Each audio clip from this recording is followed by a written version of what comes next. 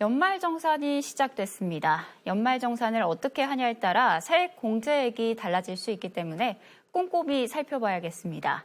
올해 새롭게 달라지는 연말정산을 신현진 세무사에게 들었습니다.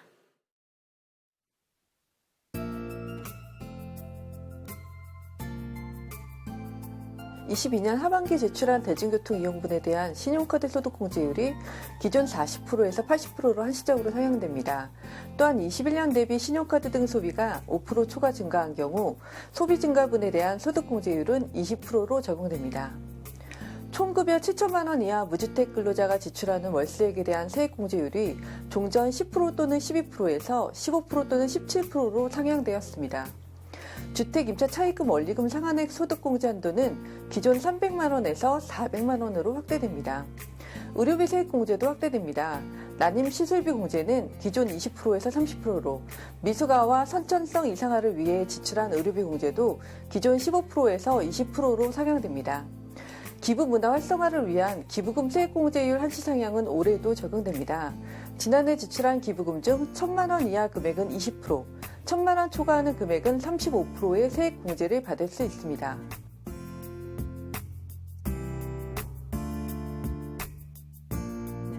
연말정산은 매달 급여를 받을 때 냈던 기납부세액과 실제로 2월 간소화 자료 등 추가 자료를 반영하여 연말정산하면서 결정된 결정세액과의 차익에 대해 더 낸 세금은 돌려주고 덜 낸 세금은 추가로 내는 절차를 말합니다.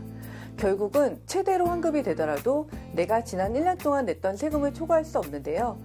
또한 똑같은 소득공제 항목이더라도 개개인의 급여, 인적공제 등에 따라 적용되는 세율이 달라져서 연말정산 결과가 달라집니다.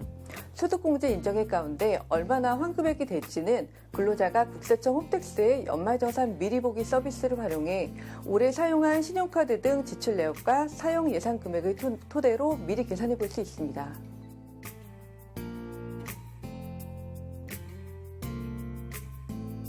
연말정산 간소화로 제출되지 않은 자료의 경우 해당 영수증 발급기관에서 직접 증명서류를 수집할 수 있습니다. 추가로 챙겨야 할 서류는 월세액 세액공제 서류, 그 다음에 기부금 세액공제 서류, 의료비 공제 서류, 자녀 교육비 공제 서류 등이 있습니다. 기존에는 장애인 공제 서류도 준비해야 했으나 이번 연말정산부터 장애인 증명서류를 연말정산 간소화 자료 제출 대상에 추가하였다고 하니 좀 더 편리해질 것으로 생각됩니다.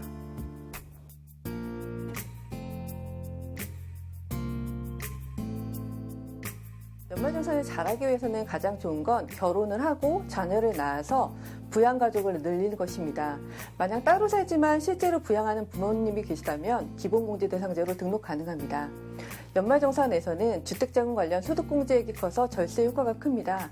무주택자라면 청약주택 종합저축에 가입을 하고 주택을 임차하기 전에는 주택임차차입금 원리금 상환액 공제, 주택을 구입하기 전에는 장기주택 저당차입금 상환액 공제 요건에 해당될지 미리 검토해 보시는 것이 좋습니다. 또한 월세를 한다면 월세액 공제 요건과 준비 서류도 미리 확인해 보시기 바랍니다. 일상생활에서는 신용카드보다는 공제율이 높은 체크카드, 현금영수증 위주로 사용하시는 것이 좋습니다. 카드 사용 금액을 공제받으려면 총 급여의 25% 이상을 사용해야 합니다. 25%를 초과한 금액에 대해 신용카드는 15%, 체크카드 및 현금영수증은 30%의 공제율이 적용됩니다. 또한 마트보다는 전통시장을 이용하면 40%의 공제율을 적용받을 수 있습니다.